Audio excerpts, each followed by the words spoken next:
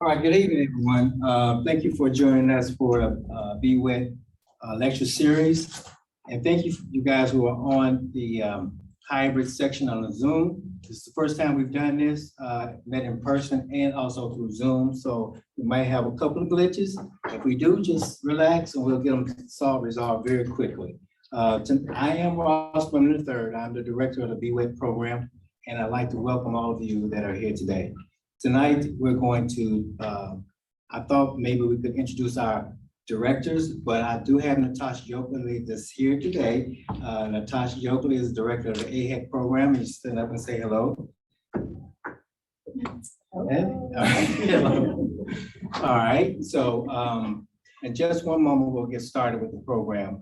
So tonight, I'd just like to welcome you all here tonight. And as we get started, I just want to make sure that all of our residents and AHEC scholars are on the line at this moment. And if you are on campus, just make your way over to room 203 in the Cal Turner building. We're here live. So if you're on campus, please make your way over. I appreciate that.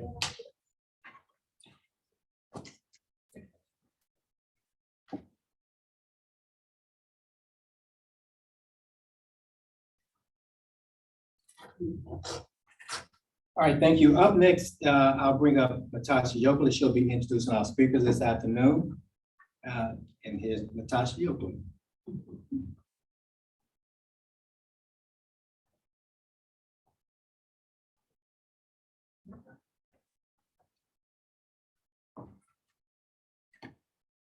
Thank you, Ross. Good afternoon. As Ross said, we are so excited to be back in person, having a face-to-face workshop with our scholars and with our residents on campus. Our first presenter for the evening is Dr. Desiree Kelly. Dr. Kelly is with the Tennessee Primary Care Association, and she is in workforce strategic development. Thank you. Come on up, Dr. Kelly. All right.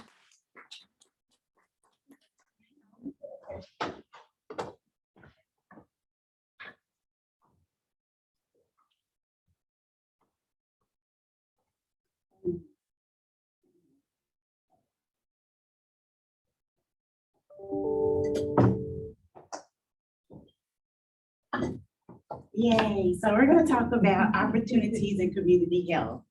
If you have any questions, definitely interject. Let's get started. I am Desiree Kelly. I am from TPCA. I'm the Workforce Strategies and Evaluation Manager, and we do all things workforce. So our goal today is going to be to expose health professional students to TPCA, what we do, introduce all the workforce development collaborative partners in Tennessee, and increase health professionals' knowledge of any type of loan program. And I'm actually going to leave that portion for my wonderful colleague, Teresa, to talk about, but we are going to discuss some good things. So does anybody know what a community health center is? Heard of it? Anybody tell me the definition? Like, don't look at me, I'm here just to chill. What's community health center? What's the first thing that pops in your mind? Underserved areas. Yes, ma'am. Yay, if I had swag, you would get swag. Anything else? Okay, people online, if you have some information, go ahead and chat it, and we'll pause to get your answers. But I want you to watch this video. It's going to give you a brief overview of what community health centers are. What is a community health center? When you think about a community health center, what do you see? Is it a crowded place where you feel like just a number? Or is it a place that only accepts you if you have a certain kind of health insurance? Well, it's not. Community health centers are thriving, patient-centered facilities that practice wellness, collaboration, and excellence. In Tennessee, there are 30 community health centers operating from nearly 200 service sites, and together, we're building the future of healthcare. First, community health centers are nonprofits. This means that unlike other providers, community health centers aren't focused on treating as many sick people as they can. Instead, community health centers work with each patient to get well, be well, and live well. Unlike most private physicians, health centers provide care for all patients. So whether you get your health insurance through your employer or through a government program like Medicare or Medicaid, or even if you have no insurance at all, you'll still be cared for at a community health center. Community health centers offer comprehensive care, so they can treat the whole person. They offer primary medical, dental, prescription, and mental health services. Many health centers also offer pediatric, nutrition, exercise, and other wellness programs. Just as important, health centers strive to deliver services that respect the diverse cultures and needs of their patients. Community health centers are also at the leading edge of technology and use electronic medical records so that all members of the healthcare team can better coordinate and care for their patients. By analyzing all this information, health centers are also able to better manage the needs of patients with chronic health conditions like diabetes, heart disease, or obesity.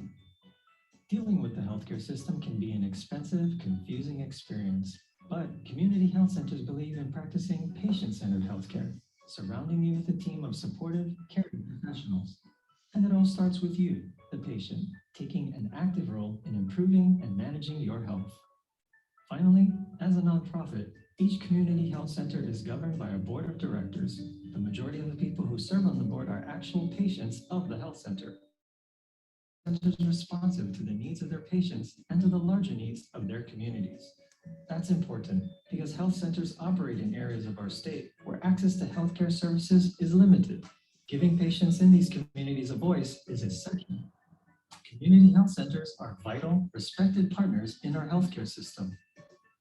From providing essential care to communities in need, to treating the whole person, all in one place.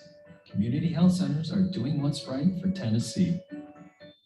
So kind of what you thought, but the words that stand out for me, patient-centered, right? Comprehensive, and serving the underserved. So who are we? We are a bridge between community needs and the decision makers at the federal, state, and local levels. This is our mission. We want to support Tennesseans with the emphasis on the poor, the uninsured, 10-care patients, and others most in need. One of the things that I can bring to this position is that I have lived experiences because I'm an advocate for people in my family who go to community health centers. So when they're saying that they're not treated right, not any of our health centers, but if they say that they're not treated right or they feel like they're not heard, that's an opportunity to step up and advocate for them and then, make the call, because I am one of those people that I like to advocate for healthcare. So who are our members? Our members comprise of FQHCs, rural health clinics, community health clinics. But one of the things that I really love about community health centers, our members value care that is high quality, affordable, patient-centered, there's that word again, right? Community-based, comprehensive, and holistic, and accessible to everyone who needs it. We have over 200 sites providing this type of care. Oh, went the wrong way. Hold on. Fight me. Don't fight me. So we just want to remind you that taking care of patients is the main concern, which you are already aware of. So those are our member locations. In the video, it said 30. There's one in Kentucky, I believe, Virginia. Don't quote me, it's the end of the day. But I can get that information to you. But we have more than 200 active sites, and you can see it's spread across the whole state of Tennessee. So if there's an area that you particularly want to serve in, let us know. This is our impact. And this was during last year, COVID year. That's amazing at all the different services that we touch. Okay. So let's talk about the Tennessee Workforce Development Collaborative. These are all the partners. You know about AHEAD, Tennessee Department of Health, they're here, and they'll let you know about them, right? And then TCWD, Tennessee Center for Workforce Development. So just to briefly go over, I want to tell you about the AHEAD program. You're aware, but if you have questions, you know who to see, Natasha or Ross, right? So let's talk about Tennessee Department of Health. They do state loan repayment programs, educational loan repayment to qualified primary care practitioners, and sometimes it's in chain, and they'll give you more details. but it's exchanged for an initial 2-year service obligation with a federally designated HPSA. And I'll go through that in more detail. But TCWG, they recruit physicians and psychiatric nurse practitioners and all of these things that you see. So you have opportunities to serve the underserved if that was a mission and that's a goal, which a lot of times that is the case. You have so many different opportunities. Here are some of our preceptorship locations: Matthew Walker College of Nursing, Cherokee, and Christ Community. And they have individual location and satellite locations. Our CEO, Libby Thurman, this is a quote that she said: "The dedicated providers at our Tennessee Community Health Centers are key to providing high quality person-centered," there's that word again, care to more than all those Tennesseans. Okay.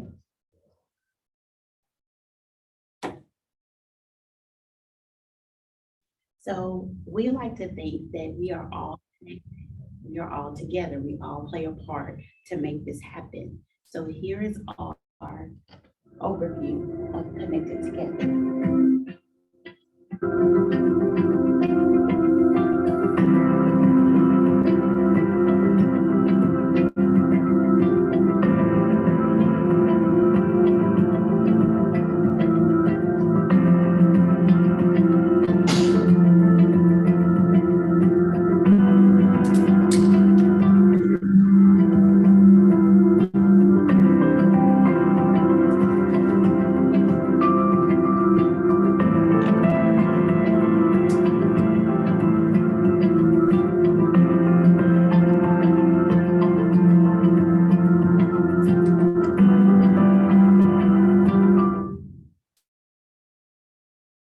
So here's the workforce team.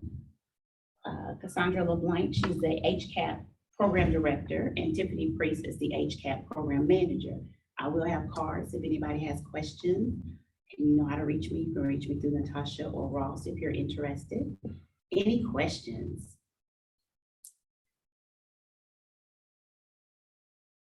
Yes, ma'am.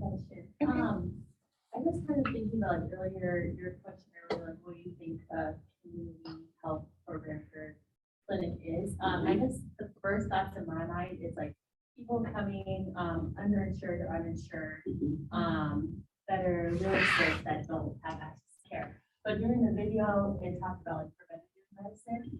So I guess how do you guys advertise like, okay, you don't have to come in if you're just sick, like we can take care of you.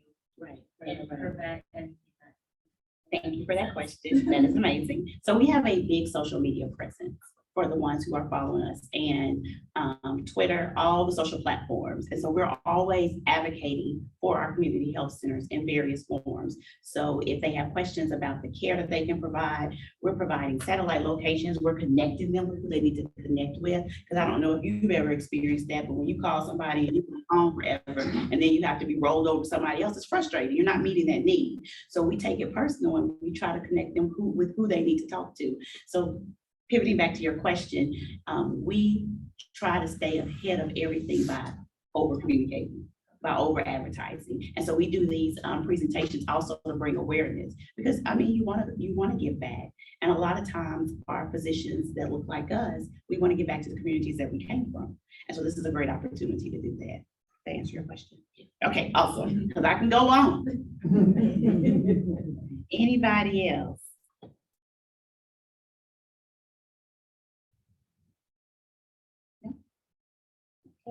Well, I thank you so much for your time.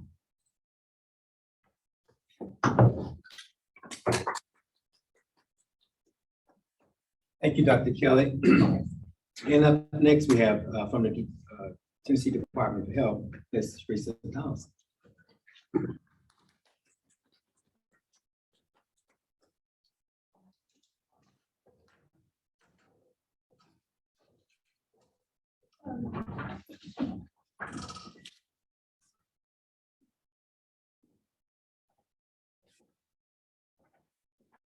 Hello, again, my name is Teresa Donelson, and I am with the Tennessee Department of Health.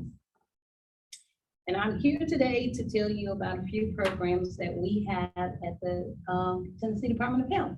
One being the state loan repayment program. However, I'm going to tell you about some of the state incentive opportunities that we have. We have J1 visa waiver program, which is for foreign physicians. And that program is administered by Ann Cranford. She's the director of that program. We have upcoming incentive opportunities. It will be the Tennessee Dental Recruitment Incentive Plan, which we would call TDRIP. And it will be administered by a third party. And we have the Tennessee Department of Health Loan Repayment Program, which is an upcoming incentive program. And once that information is available, it will be sent to Ms. Natasha so that she can disseminate it to you all. So now we'll talk about the state loan repayment program. So we'll talk about the purpose of TSLRP, give its eligibility requirements, service obligation, continuation of service, and we'll talk about the breach of contract, because that's something you'll want to know when you're looking at loan repayment program. So what is the Tennessee State Loan Repayment Program? First, we provide educational loan repayment to healthcare practitioners who agree to work in a rural area for 2 years. That rural area has to be federally designated as a health professional shortage area. You can receive up to $50,000 if you choose to work full-time, up to $20,000 if you do a continuation contract. Our funding is a combination of federal and state funding, and best of all, it is all tax exempt. So the eligibility criteria, you must be fully licensed to practice in Tennessee, be working in a facility that is an eligible site, have accepted employment, and will begin working in that facility within 60 days of submitting your application when you are looking for loan repayment. You want to keep that in mind.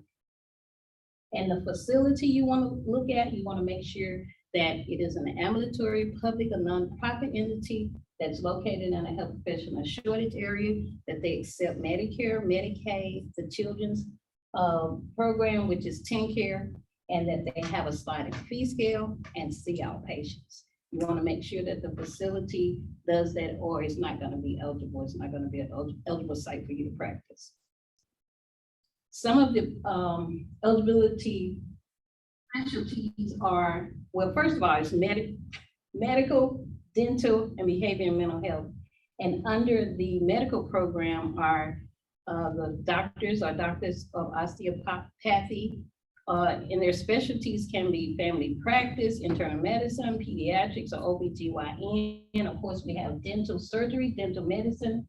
We have primary care nurse practitioners, physician assistants, certified nurse midwives. And under the behavior health, of course, we have psychiatrists, psychiatric nurse specialists, licensed clinical social workers, health service psychologists, licensed professional counselors, marriage and family therapists, and also pharmacists are eligible disciplines for the loan repayment program. So the service obligation for the program is either full-time or part-time.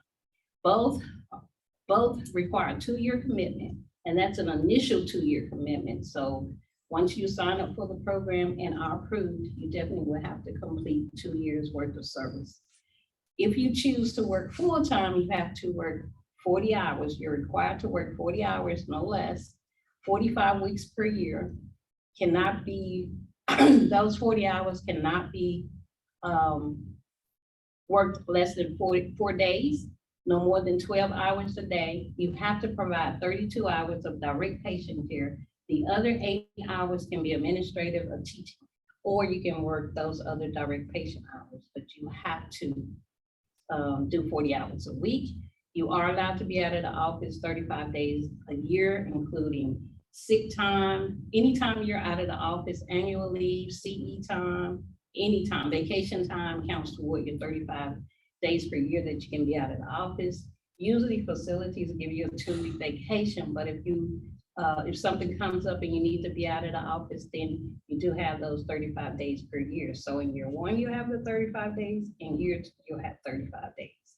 And we'll, if you're out over the 35, then we will tack that to the end of your contract. If you choose to work part-time, of course, I said it's a 2-year commitment. It is the same, 45 weeks per year. You cannot work, you cannot do those 20 hours in less than 2 days, 12 hours per day, nothing more than 12 hours per day. And you must do 16 hours of direct patient care. And 4 hours of those can be administrative or working direct patient care or teaching. So once you complete your 2-year service obligation, then you can sign up for another year until your loans are paid off. And you can continue until your loans are paid off, but you have to be in good standing with the practice site, still have educational loans, and have applied all of your funding that you receive to your loans. Continuation awards are up to $20,000 for full-time and up to $10,000 for part-time. So I wanted to show you all the breach of contract clause because I wanted you to be aware of obligations before you sign up, so you'll know, hey, let me look at this program, so I need to see what their breach of contract is. Not all programs are tax exempt, but this one is. So you want to look at that and know whether they are tax exempt or not, you know, compare to see which one best suits you. So the breach of contract for this program for full-time is if you don't complete your obligation, then you have to pay that $7,500 times the amount of time that you do not complete your obligation, plus the interest on that, and that's what you would have to pay back to the state. However, if you're part-time, it's $3,750,000 times the amount of time that you did not complete your obligation. You'd have to pay that amount back to the state. So I just want you all to be aware of that. So when you're looking for loan repayment programs, you can compare. Ooh, any questions? I didn't even know I reached that. Any questions? I have some Yes, sir. questions. So administrative, in terms of teaching, is that in a school setting? So it's not in a school setting, it's in the faculty, in the facility. Okay. So, yeah, you know, you have students that come in, precepting them, that's Okay. teaching. Okay. And then for part-time, is it also 50,000 for the first year? It's 20,000. 20,000 for the Mhm. first year. 20,000 for the first 2 years. It's still a 2-year service obligation, but you're Okay. only working at. Okay. What if, let's say you have a job right after I graduate school, and then I decide to go to a different state? Does that- So it does not follow you. It's only for Tennessee. Okay. It's only a Tennessee state law repayment. Is that an Now- example of breach of contract? That would definitely be an Okay. example of breach of contract. And then that's when you would have to pay that money back if you don't decide to come back and work in the state to complete your obligation.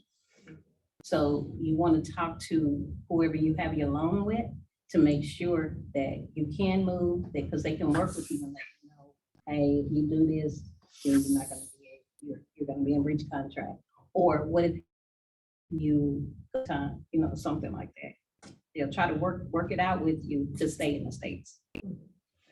You're welcome. Is there a salary cap since the loans are being repaid? No, there's no salary. This is not a salary. This money has to be paid directly to your student loan. And whatever salary you get from the facility, that's between the facility, and it's It's a nothing to separate do entity. with, yeah. Okay. Yeah, it's nothing to do with it.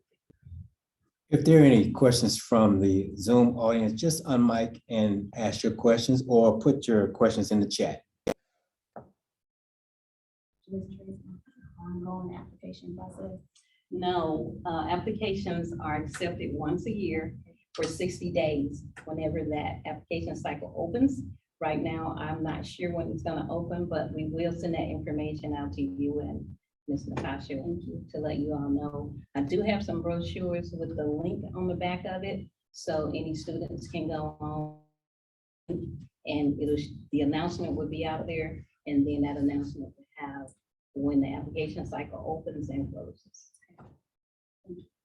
And we do have some business cards with us if anybody needs one. Yes, ma'am. Is there a certain amount of, I guess, No, scholarships or I know what loans you're that are being asking. offered? Is there a minimum, is there a maximum? No, that, in the presentation, that's what I was saying. Once you complete your 2-year service obligation, you can continue to apply for the award each year until you pay your loans off. Once you pay your loans off, then of course you can use the program, but you can continue. We don't have a cap on it anymore. It used to be 5 years, and we no longer have that cap. And then what about as far as the number of accepted? How many Yes. we step each year? All of Well, us it scholars depends. qualified? It depends on how much each applicant needs. And we get, well, I can't say what we'll get this year, but we had $1,065,000 last year, and we awarded 42 people, I believe. And it depends on what the average is 32, but it depends on the amount of money each person needs, because we have dentists, physicians, dentists, physicians, and psychiatrists and pharmacists that can get up to the $50,000, and then everybody else usually get up to 40. So that's why we say up to 50. It depends on what they need, and they definitely cannot get more than what they need. But some people only need $40,000 if they're a dentist that pays their loan off. And so it depends on what the needs are. And some people need $20,000 and they could get 40. So it just depends on what that need is. I have a question from the chat from Kwame Brochi. Is there a cap on the loan? And after the 2-year commitment, can one walk away and still have their loans fully paid for? I think you may have answered. Yeah, part of that's that. what we were talking Yes. about. And they will fully be paid for if you continue to apply for the program and are approved. Now, I can't guarantee that you'll be approved every year, but if you are, and if you are in compliance with the facility and with your loans, stay up to date on everything, then of course, there's more of a likability if you've been approved. If you have any other questions,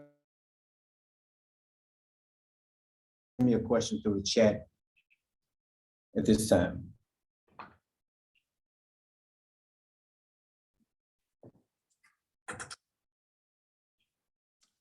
My phone number is on the back of the brochure, and we do have cards, so we can answer any questions if you have any later. And I will leave some brochures with Natasha and Ross. Thank you. So we have more. So We are here. we'll leave, and you. I got some. Oh, okay. Any other questions? Any other questions? Okay, I think I have one coming through.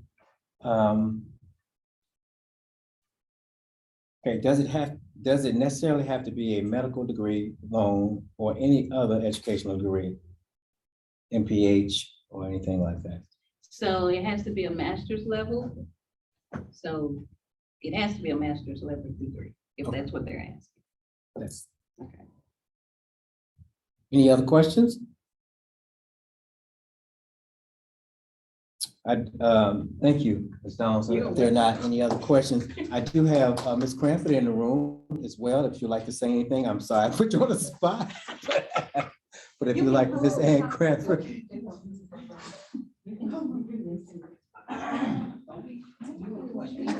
If you have it.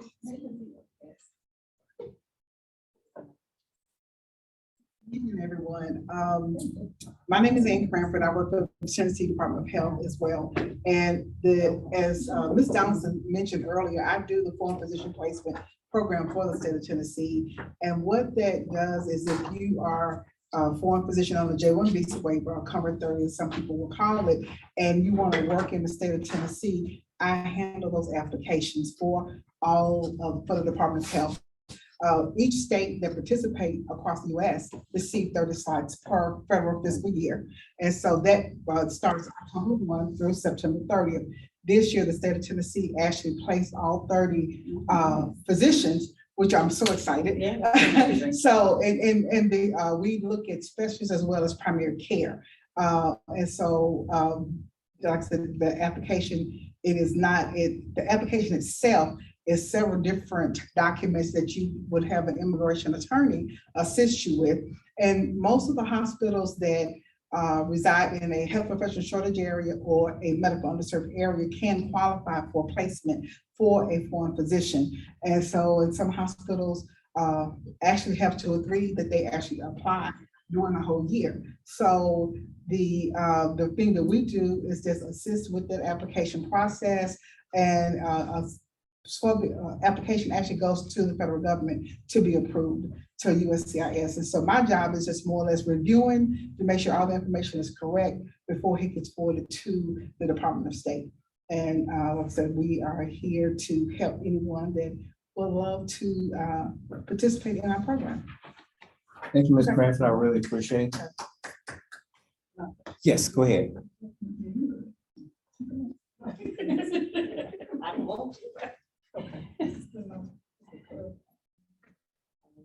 I'm sorry, but I would like to clarify the question that was asked about that last question. Okay, hold on one second, let me go back. The degree. Okay, about the degree. Doesn't necessarily have to be a medical degree or any other education degree, i.e. MPH. Yes, so maybe you were asking if you could be under any other degree besides medical. So it is a master's level degree and it has to be medical. So hopefully that clears that up. And if not, my information is on the screen, so you can give me a call and we can discuss it. Thank you. Thank you, Ms. Donelson. I do want to recognize our leader, Dr. Patricia Matthews Juarez on the line. Would you like to say anything, Dr. Juarez? We are just delighted to have this discussion. It's been, we have been working a long time with the Department of Tennessee Department of Health on the loan repayment. And we're very happy that we're now focusing on support of dentists and loan repayment for them. So this is very exciting that master's level persons and PAs and others can apply. So I encourage you to reach out to Ms. Cranston, Ms. Donelson, and Dr. Lamar for information, but and to ask those questions and get ahead of the game so that you can stay in Tennessee, get your loans repaid, and enjoy buying that first car or that first house. Because that's really what loan repayment allows you to do. It frees you up to begin to enjoy your life. If you don't pay the loans back, it becomes very difficult in practice to follow up, to get your Medicaid or Medicare number and to live a carefree life in a situation in which you have your loans repaid. So I love this program. It's very exciting, and we stand ready to support each one of you as you think about making an application. Don't miss those deadlines though, because that makes it much more difficult to get into. I think I heard $1 million a pot, and maybe they don't give all of it out, and maybe you can be one of those individuals that are supported. So thank you so much, and thank you, Ross, for the acknowledgement. Thank you. You're welcome. Thank you, Dr. PMJ. I'd like to make another announcement. So this is the first of our lecture series, and we'll be having a lecture each month until the month of June. So we will be trying to meet in person. There are 34 persons on the Zoom line this evening. So I'd like to have more than that in the room with you next time. And I appreciate you guys logging in. Thank you for all of you being on tonight. But I'd like for you to come in person, especially the residents, the psychiatry residents, and our family and community medicine residents. Please, if you're on campus, join us. here in room 203. That'll be here in room 203, 5:30 every month. And I will be sending out emails to let you know about these.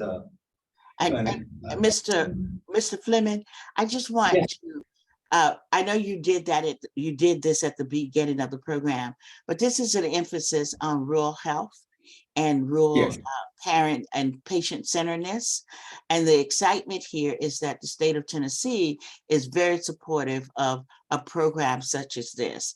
We would like very much to announce that in the Department of Family and Community Medicine, there is a new division of rural health that has come about by the support of COVID-19 and the funding that has come through the state of Tennessee and their COVID-19 health disparity program. So we're making a lot of headway, and we look forward to each one of you joining us on this pathway for creating a workforce that will stay and work in Tennessee, not only in Nashville, which is an exciting place to live, but so is rural Tennessee, which is beautiful, absolutely chock full of excitement and nature and beautiful places to visit. And of course, you know, the food is exceptional.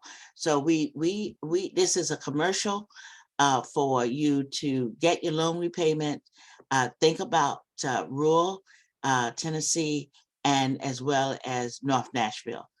I thank you again, Mr. Ross Fleming, for this opportunity. Thank you. Well, you're so welcome. And again, I'd like to thank Dr. Kelly, Of course. Ms. Donelson, Ms. Cranford. Thank you for coming out today and doing this for us. Appreciate it. And we'll have you back in about 7 months. How about that? Sounds good. Sounds good. Thank you. And thank you guys for being on with us again. Again, there was 34 online today. I really appreciate it. Give yourself a hand. I appreciate that. That's the end of our lecture for today. And so next time you missed out on something, really a treat too. So I'm not gonna tell you what that treat is, but next time you need to come and see. All right? Thank you. And that's it for this evening. I appreciate you. Thank you.